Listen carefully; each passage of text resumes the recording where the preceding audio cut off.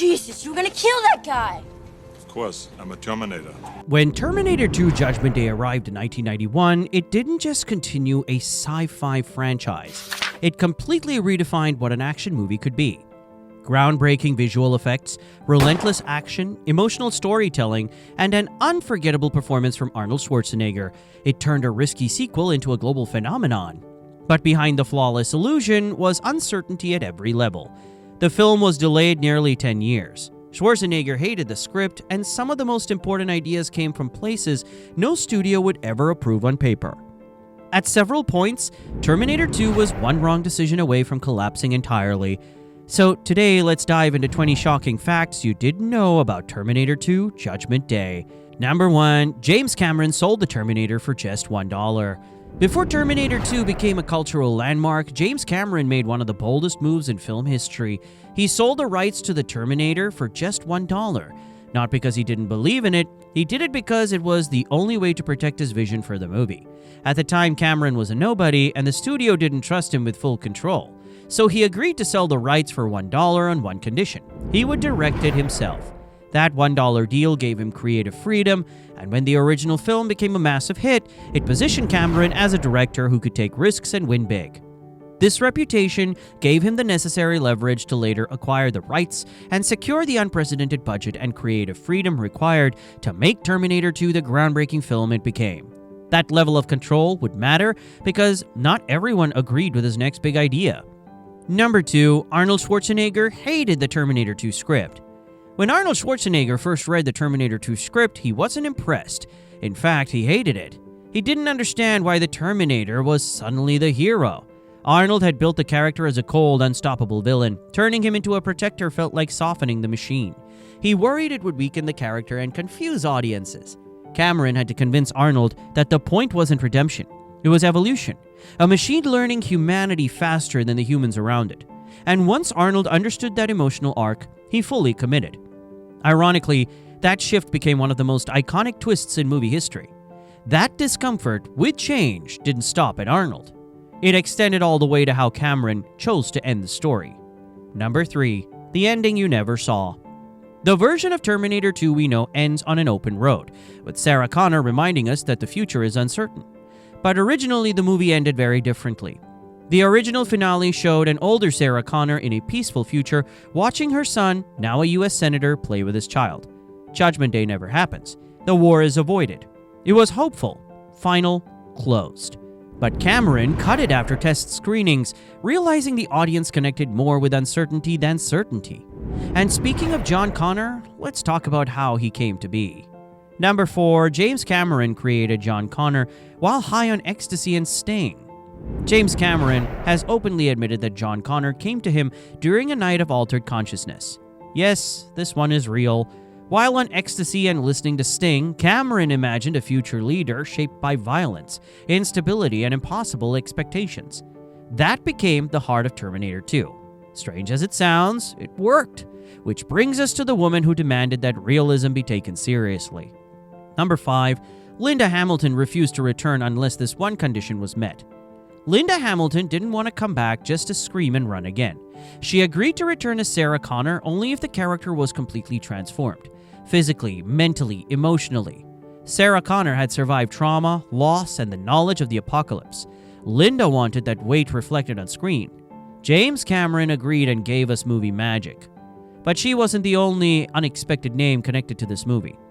You would have never guessed this one. Number 6. Denzel Washington almost appeared in Terminator 2. Did you know Denzel Washington could have been our Dr. Miles Bennett Dyson? Yes, at one point during development, Denzel Washington was offered the role in Terminator 2. But he didn't want to play a stressed out and scared character for only a few minutes. His words, not mine. Still, the casting choice that stuck ended up being perfect, especially when it came to the film's most terrifying villain. Number 7. James Cameron wanted a rock star to play the T-1000.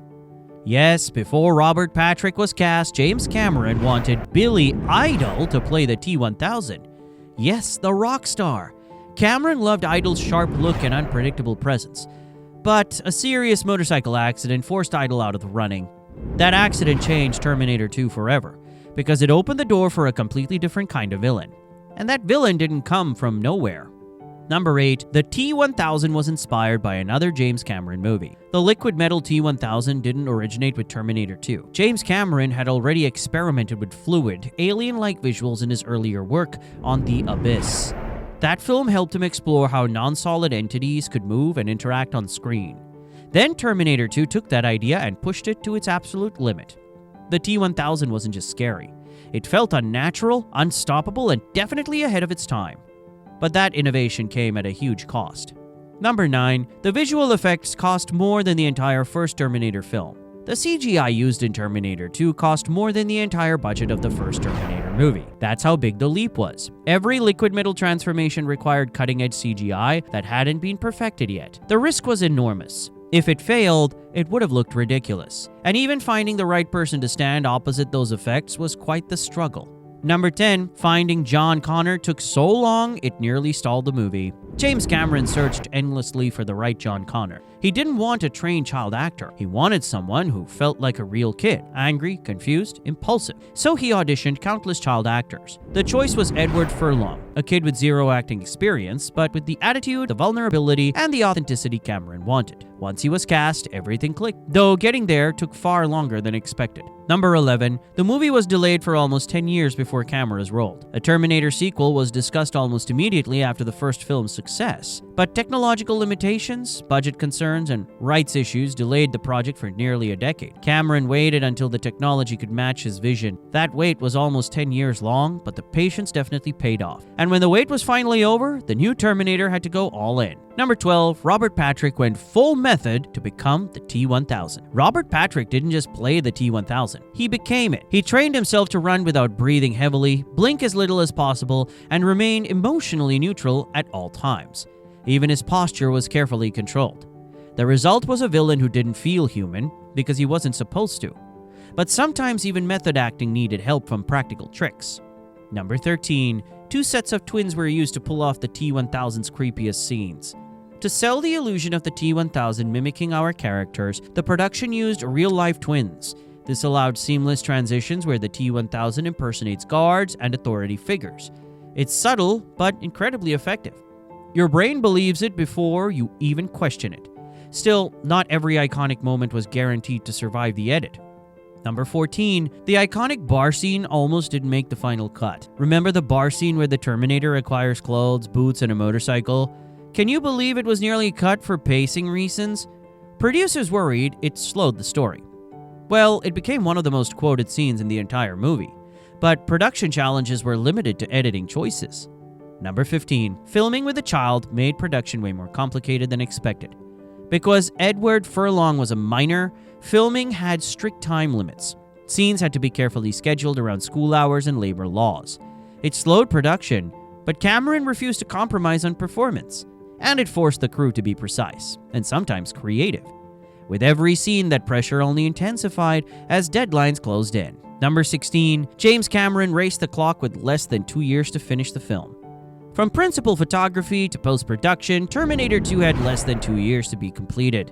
With the groundbreaking effects, massive sets, and relentless action sequences, that timeline was brutal. Cameron pushed his team hard, sometimes too hard, but the payoff was undeniable, especially during the film's largest sequences. Number 17. The final chase scene needed 10 miles of electric cables. That massive chase sequence required nearly 10 miles of electrical cables just to power the lighting. Entire city blocks were transformed for nighttime filming. It was expensive, exhausting, and dangerous. But it created one of the most thrilling finales in cinema history. And none of it would have worked without one final layer of realism. Number 18. Linda Hamilton's training and filming experience was brutal. Linda Hamilton trained for months. Weapons, strength, endurance. She also endured harsh filming conditions that pushed her physically and mentally. At times, it took a serious toll. If you watch again, you can almost see her fatigue. But her performance as Sarah Connor remains one of the most powerful portrayals of trauma and resilience ever put on screen. And Cameron made sure the stakes felt real beyond the characters. Number 19. James Cameron researched real nuclear warfare for the film. The Judgment Day sequences weren't imagined lightly. James Cameron studied nuclear warfare, blast effects, and survivor accounts to ground the scenes in reality. After Terminator 2 was released, James Cameron received letters from people working in the nuclear and scientific fields, including physicists and nuclear researchers, thanking him for how accurately and responsibly the film depicted nuclear devastation. How cool is that? And while Cameron obsessed over nuclear realism, the filmmakers didn't forget the little details that made the movie iconic worldwide. Number 20, they changed one line for the Spanish version. One of the most iconic lines from the movie is "Hasta la vista, baby," especially when the Terminator speaks it. Hasta la vista, baby. Of course, in the Spanish dub, that loses its effect. For the Spanish version of Terminator 2, they changed the line to "Sayonara, baby." Pretty cool, huh? And that's our 20 facts lineup on Terminator 2, Judgment Day. It isn't just a sequel. It's proof that patience, risk, and vision can create something timeless. Speaking of timeless, you should definitely check out our video on Back to the Future. If you enjoyed this blast to the past, don't forget to like, comment, and tell us what you want to see next, and subscribe so you don't miss out. And as always, hasta la vista, baby.